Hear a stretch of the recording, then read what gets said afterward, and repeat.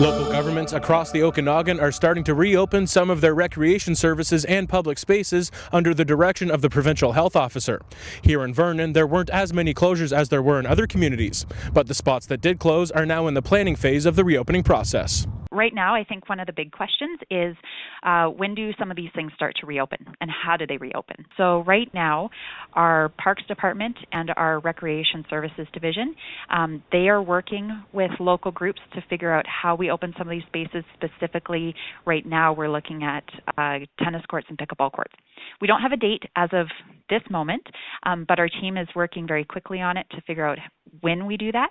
So as soon as that information is available, we will be letting the community know. All of the municipalities are currently working together in order to make the transition as easy and pain-free as possible for the public. When things were closed or when different outdoor facilities were closed, it was a little bit confusing because some communities were closing things and some communities weren't. Since so then, now that we are have been into this restart plan and we're looking at reopening some of these facilities, one of the things that's been identified that's really important for municipalities right across the Okanagan Valley is trying to do this with a coordinated approach, because we want to make sure that there's no confusion for citizens, that if they go to this community, then for the city of Vernon's finances it should aren't yet look available, the same or very similar to their a neighboring community, and we're trying to make sure that that phased reopening is done in a coordinated approach in order to assist and provide clarity for